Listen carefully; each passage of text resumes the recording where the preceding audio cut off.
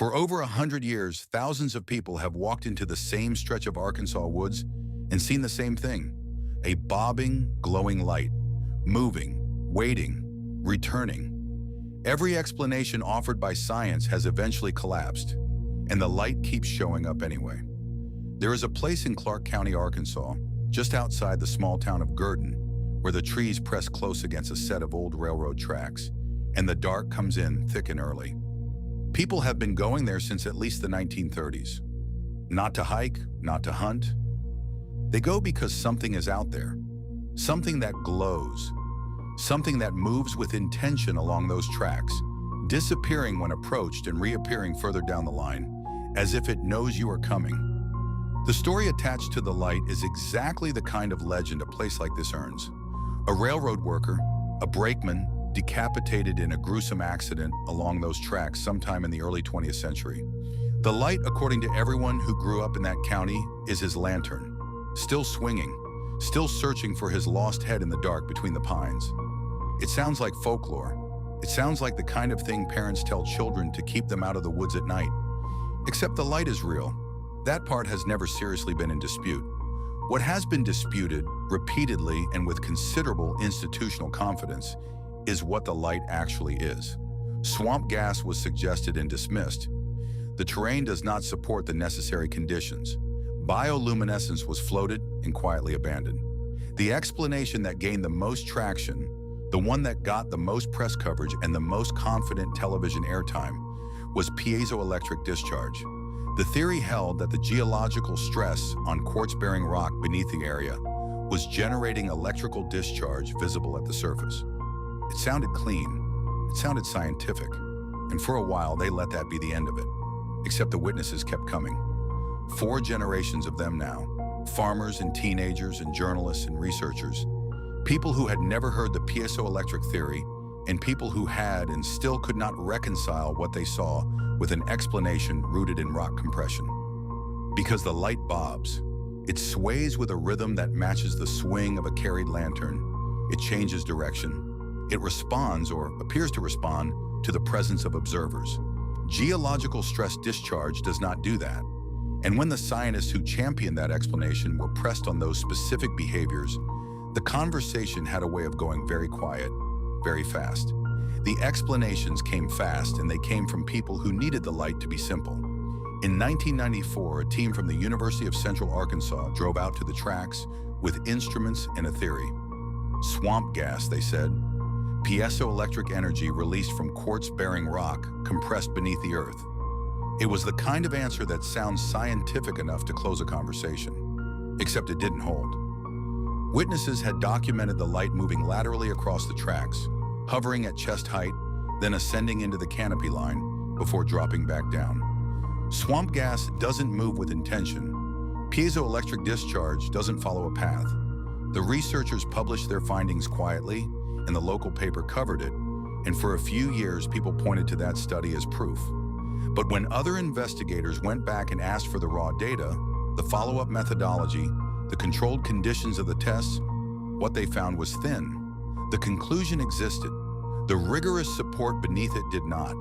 What the study could not account for was the consistency of the witness testimony across decades of people who had never spoken to one another. A family from Little Rock described it in 1962 as a pale amber lantern, swinging in a slow arc from left to right, roughly 3 feet off the ground. A group of college students documented nearly identical movement patterns in 1987. A retired railroad worker who grew up in Clark County submitted a written account in 2003 describing a light that appeared at the far end of the track, closed distance faster than a walking pace, and then stopped without fading, simply stopped, as if something had noticed it was being watched. These accounts were collected independently. They were not coordinated. The lantern motion, the amber hue, the closing distance followed by abrupt stillness, these details recur across generations of people with no connection to each other and no incentive to align their stories.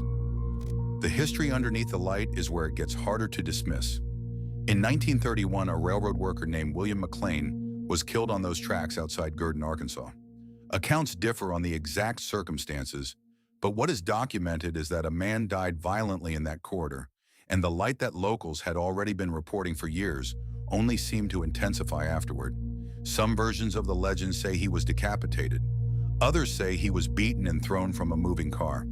The official record is incomplete in ways that feel less like bureaucratic negligence and more like selective omission.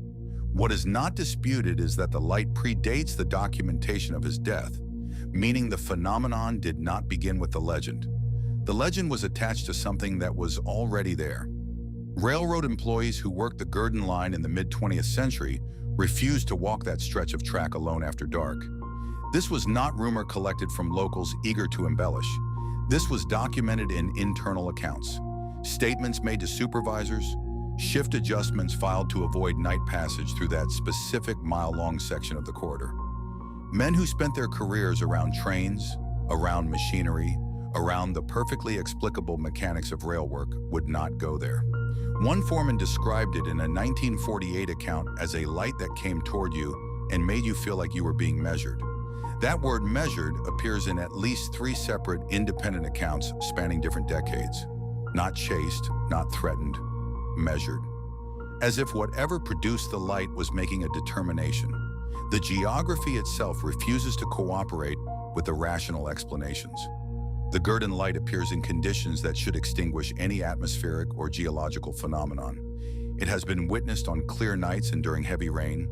It has appeared in winter when the ground is frozen and piezoelectric activity in soil would be dramatically reduced.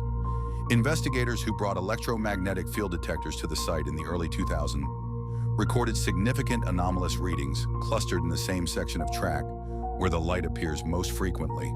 Readings that had no corresponding power lines, no underground cables, no infrastructure that would account for them. The equipment registered something. What that something was, no filed report has successfully named. The light keeps appearing.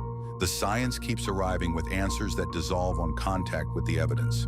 And in Clark County, Arkansas, the woods along those tracks stay dark except when they don't. So here is what the evidence actually leaves us with. Every rational framework thrown at the Gurdon Light has collapsed on contact with the documented record. The swamp gas theory evaporated when researchers confirmed the surrounding terrain does not produce the conditions necessary for bioluminescent gases to behave with directed sustained movement. The car headlight reflection argument died when witnesses recorded the light on nights when the highway was blocked and traffic was absent. The piezoelectric theory, the one that gained the most academic traction, suggesting that seismic pressure along the fault lines beneath the tracks causes light-emitting energy discharge, came closest to a clinical explanation, but it could not account for the light's responsiveness. Witnesses across 4 generations have described it moving toward them when called, retreating when approached aggressively, hovering, waiting. Rocks do not wait. Geological pressure does not respond to human behavior. Something in those woods is aware of being watched, and that detail has been quietly omitted from every institutional write-up on record. What they never wanted examined too closely is the consistency. 100 years of independent eyewitness accounts from people who had never met, who visited in different decades, who came as skeptics and left as something else entirely, all describing the same bobbing amber glow, moving through the same corridor of trees above the same stretch of track where William McLean died in 1931. A man decapitated by his own railroad, whose death was ruled accidental with suspicious speed, whose family received nothing, whose name was scrubbed from company records. The light appeared within months of his death and has not stopped since. Whether you believe in residual haunting, in consciousness surviving physical death, in the land itself holding memory of trauma, the conclusion is the same. Something anchors that light to that specific location, to that specific history, and it has outlasted every attempt to explain it away. The Gurdon Light does not ask for your belief. It does not need it. It has been burning in those Arkansas woods long before you were born, and will almost certainly be burning long after the last debunking paper is filed and forgotten. What matters is that the suppression of honest inquiry into this phenomenon has a pattern, and patterns are not accidents. When institutions consistently steer attention away from something that cannot be controlled or categorized, the question stops being, what is that light, and becomes, who benefits from you not knowing? If you have seen the Gurdon Light, or if you have a theory that holds up where the official ones have failed, leave it in the comments below. Subscribe so nothing gets past you, and if there is a buried story you think we need to pull into the light, tell us what it is.